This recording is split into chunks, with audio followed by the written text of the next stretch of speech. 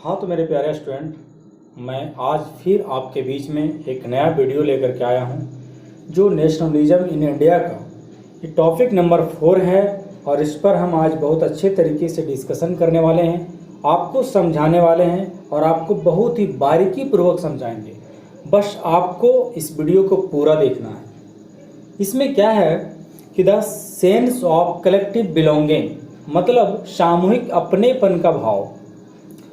मतलब यह है कि जब हमारा देश आज़ादी की ओर बढ़ रहा था या आज़ादी की लड़ाई के लिए हमारे देश के अवाम लड़ रहे थे ब्रिटिश से, तो उस समय हमारे देश की सबसे बड़ी समस्या यदि कुछ था तो यह था कि अपने में लोग एकता नहीं था, यूनिटी नहीं थी, यूनिटी की भावना नहीं था, या सब लोगों में एक जैसी विचार नहीं थी। तो हमारे देश के लिए सबसे बड़ा यह मुद्दा बनकर उभर चुका था कि हम अपने देश को कैसे जोड़ें। और सबसे बड़ी बात यह है कि आज़ादी से पहले हमारे देश 562 एरिया में बटा हुआ था, यानी कि 562 रियासतें बटी हुई थी।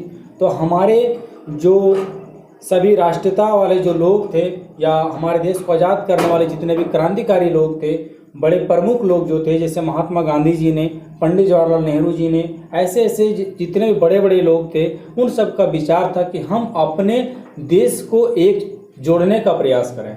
तो कैसे जोड़ा जाए, इसके लिए आज हम इसमें बहुत अच्छे तरीके से पढ़ने वाले हैं और समझने का प्रयास करना है हम सबको। और जब भी हमारा एग्ज़ाम होगा ये सवाल जरूर बनने वाला है और इसका जवाब आप बहुत अच्छे ढंग से दे पाएंगे जब आप इस वीडियो को बहुत अच्छे ढंग से आप देखेंगे। तो सबसे पहला जो है, इसमें यदि उभर के किसी का विचार आया या किसी की कुछ कार्य किया गया तो वो है बंकिम चंद्र चट्टोपाध्याय के द्वारा। बंकिम चंद्र चट्टोपाध्याय के द्वारा क्या किया गया कि भारत माता की छवि बनाई गई। सबसे पहला भारत माता की छवि किसने बनाए तो बंकिम चंद्र चट्टोपाध्याय ने बनाए। और बंकिम चंद्र चट्टोपाध्याय ने भारत माता को ऐसा बनाने का प्रयास किए ताकि हमारे देश के सभी लोग उनसे जुड़ सके और उनको प्रेम पूर्वक भाव से उनको एक आदर, एक सम्मान के साथ देखे। और यह जो भारत माता की छवि जो बनाई गई थी वो पूरी हमारी 562 जो रियासत थी उनको सभी को लेकर के सबको जोड़ने का प्रयास किया गया। और उसके बाद उन्होंने क्या किए कि वंदे मातरम गीत जो लाए।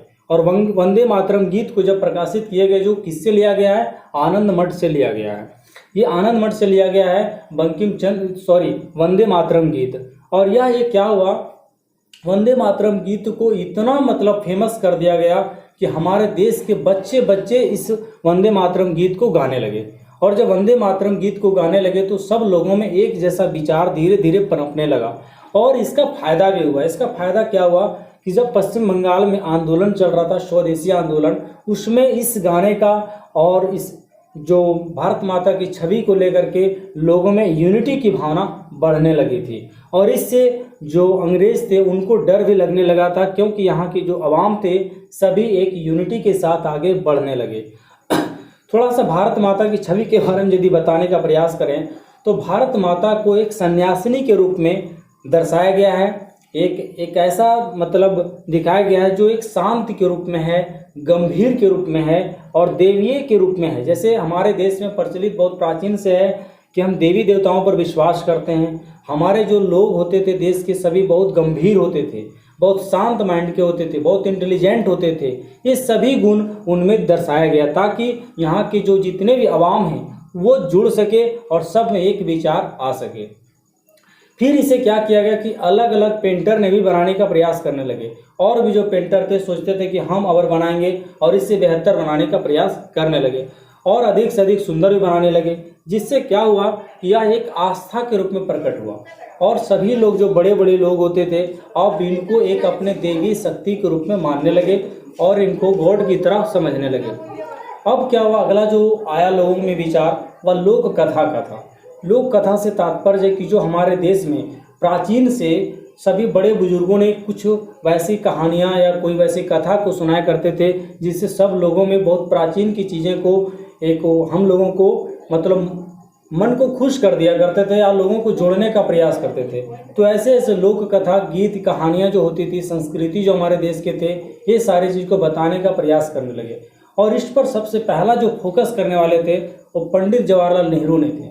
पंडित जवाहरलाल नेहरू ने इसका नेतृत्व किए और उनका यह प्रयास था कि यदि हम अपने देश को एक यूनिटी के रूप में लाएंगे तो कैसे ला सकते हैं कि हमारे देश की जो परंपरा जो चल रही है शुरू से, उस सब को एक जैसा जोड़ने का प्रयास करेंगे या सबको लिखने का प्रयास करेंगे और सबको बताने का भी प्रयास करेंगे ताकि सब लोगों में जो विचार है वो एक जैसा मिल सके। और फिर क्या किया गया कि मद्रास में एक नटेशा शास्त्री ने क्या किए कि द फोकलॉर्स ऑफ द सदर इंडिया के नाम से एक तमिल लोक कथा को प्रकाशित किया और ये इसको 4 भागों में बांट दिया गया था या इसको 4 खंड में प्रकाशित किया गया था। और उनका मानना था कि लोक कथा शास्त्रीय साहित्य होती है। लोक कथा ये क्या है? शास्त्रीय के साथ साथ राष्ट्रीय साहित्य होती है और हम सभी को इनको मानना चाहिए और यह लोगों की असली विचारों और विशिष्टताओं की सबसे विश्वसनीय अभिव्यक्ति है और ये हमारे देश को जोड़ने का सबसे अहम मुद्दा भी है।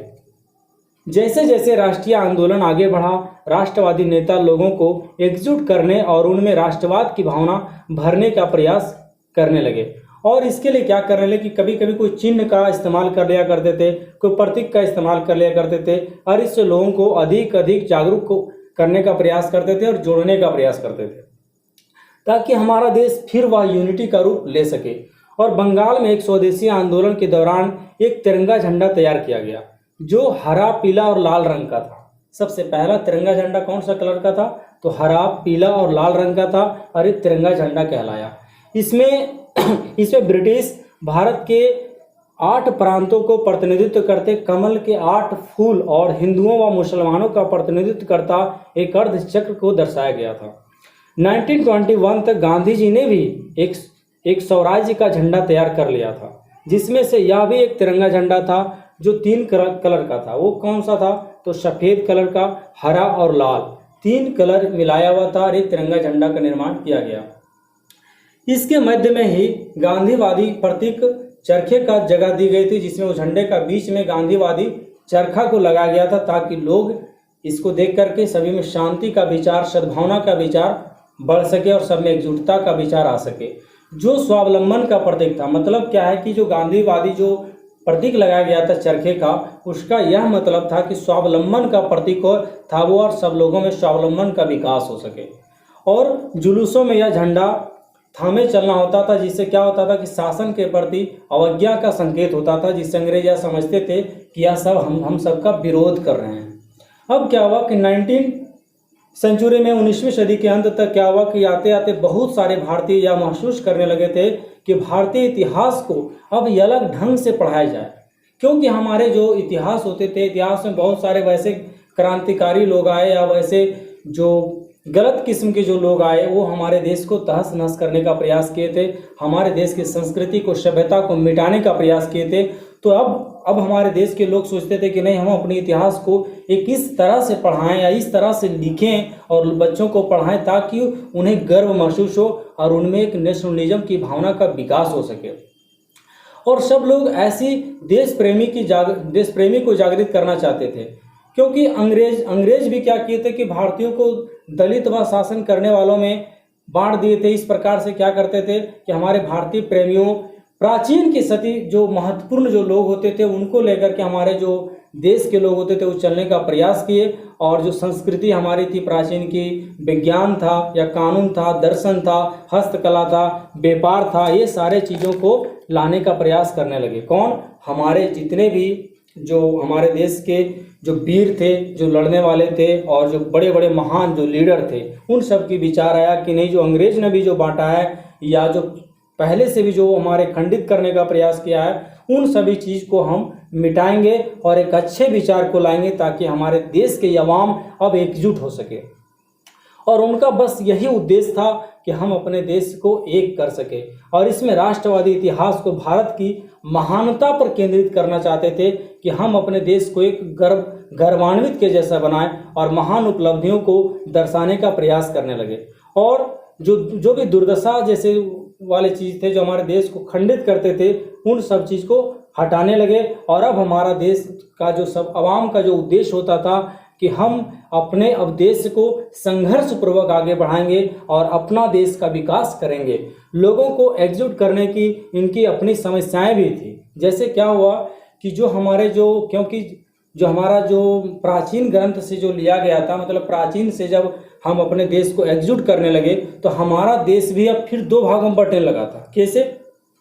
क्योंकि प्राचीन में हम सभी जो चीज़ें थी वो हिंदुत्व प्रधान थी, और हिंदुत्व जो प्रधान थी तो जो हमारे मुसलमान जो लोग थे उन सब में विचार आने लगा कि नहीं, ये तो मुझे नहीं माना जाता है, सिर्फ यदि किसी को माना जाता है तो वो सिर्फ हिंदू को माना जाता है। और इस तरह में भी एक बहुत बड़ा बात उभर के आया कि अब जो है सो हिंदू और मुसलमान दो फैक्टर में फिर बंटने का प्रयास करने लगा, जो एक कहीं ना कहीं खंडित विचार हुआ, और फिर लोगों में अपने आप में अलग थलग महसूस सभी लोग करने लगे, जो एक नेगेटिव थी। लेकिन यदि अब उनको भी जोड़ने का प्रयास प्राचीन से यदि देखा जाए तो सभी लोगों में एकजुटता का सारी रूपरेखा को तैयार करते हुए सब में यह समावेश करने का प्रयास किया गया।